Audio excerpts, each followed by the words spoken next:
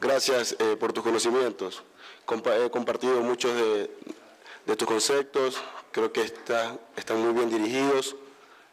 No comparto algunas cosas que dijo al principio el moderador al señalar a los medios públicos como la gran solución al anillo, dice. Yo creo que deben tener ambos los espacios, los medios privados y los medios públicos. Cada quien realiza su labor y cada quien dirige sus políticas de comunicación de acuerdo a lo que cree. Quisiéramos que los medios públicos fueran realmente medios públicos.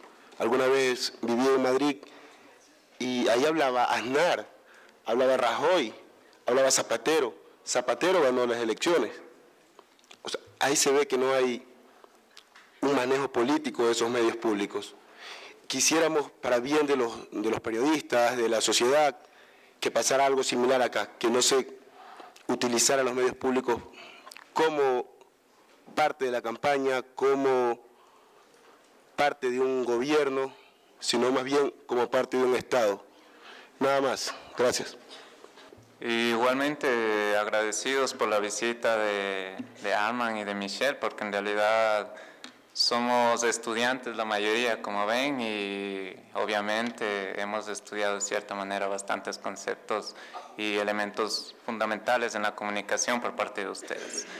En realidad, como Armand justamente señaló, hoy en día no se puede hablar de redes sociales como Facebook y Twitter, porque en realidad, como él señala, son redes de sociabilidad virtual.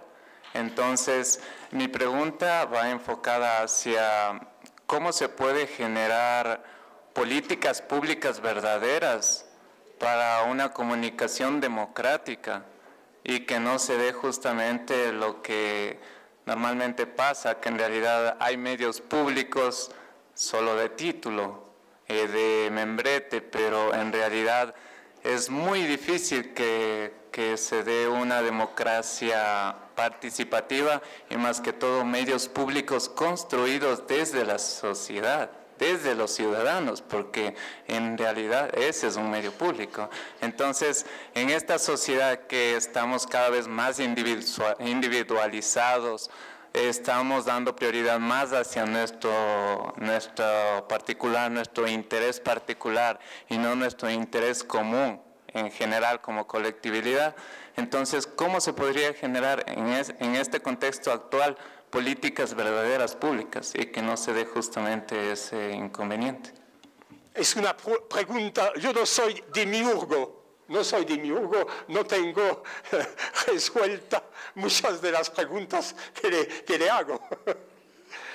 Solo solo elementos básicos. Perdón, yo pienso que, digamos, el mayor problema, yo pienso que es efectivamente el problema de la concentración.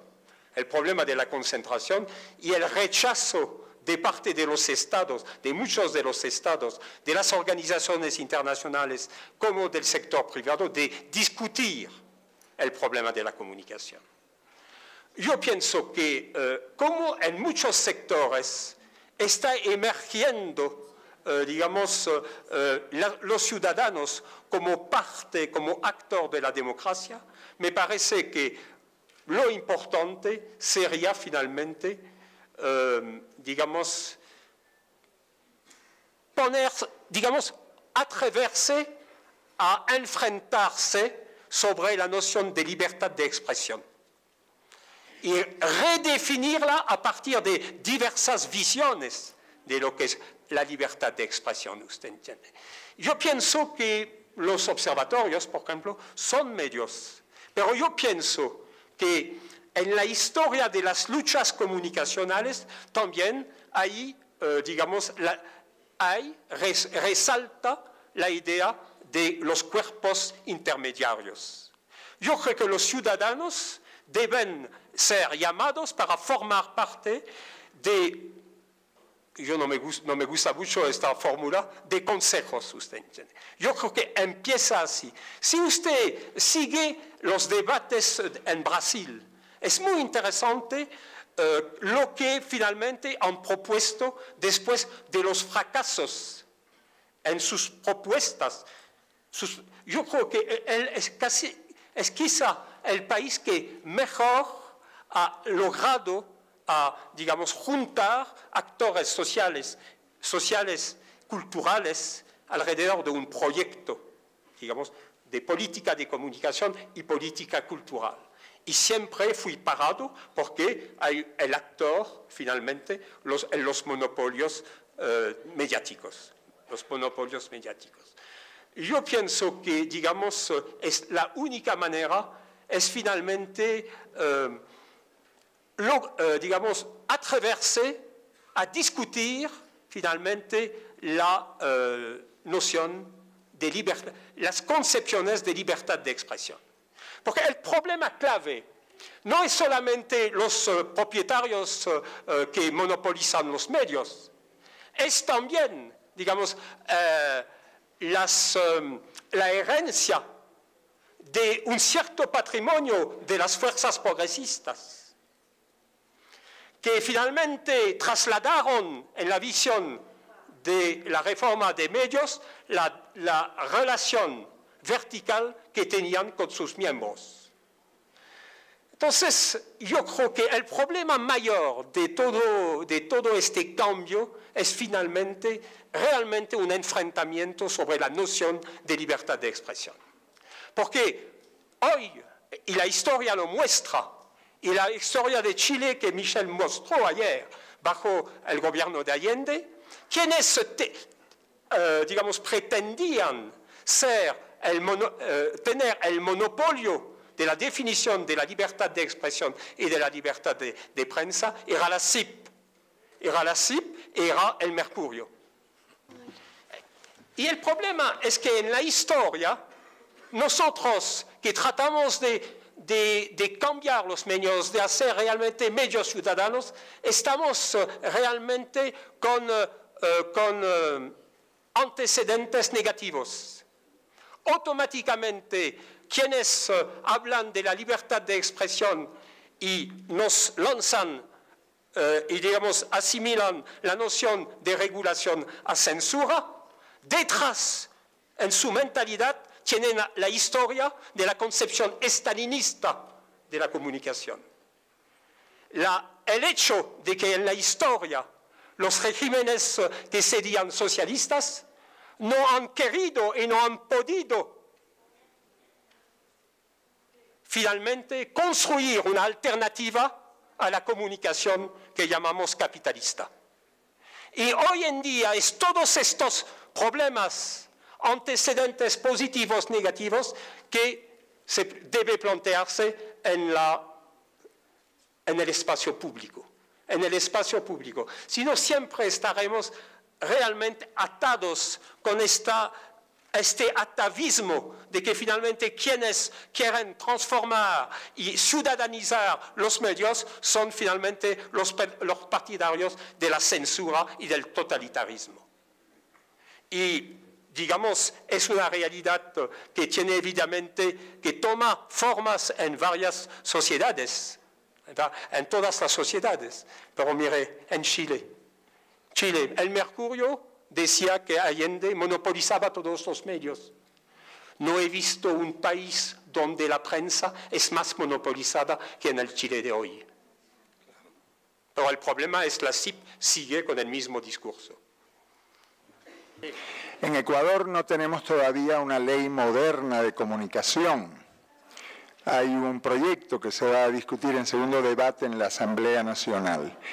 Para gran sorpresa, cuando todavía no tenemos una ley de comunicación, aparece un proyecto de ley de telecomunicaciones, pretendiendo poner bajo comunicación los contenidos y bajo telecomunicaciones todo lo otro, los equipos, la frecuencia, el espectro radioeléctrico, todo, que es donde está el billete. Mi pregunta es, ¿se podrá democratizar los contenidos sin democratizar los soportes, los equipos, las frecuencias, etcétera, etcétera, etcétera. Lo que la tecnología ha unido, ¿podrá separarlo el gobierno? Esa es mi pregunta.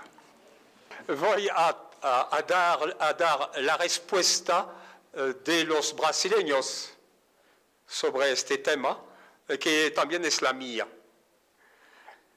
Una vez, en el momento en que Gilberto Gil era ministro de la Cultura, discutí con los brasileños, periodistas, investigadores, usuarios de los medios, ciudadanos, discutían de un proyecto, finalmente, de una ley de comunicación.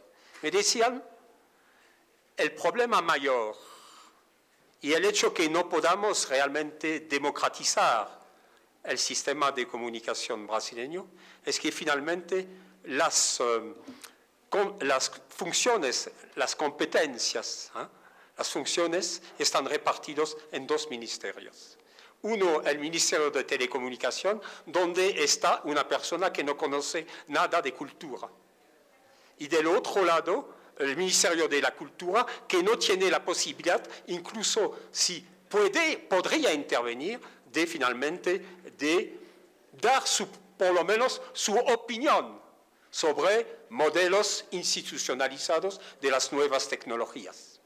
Entonces, eso es la respuesta. Y eso es una gran dificultad y es un problema eminentemente concreto.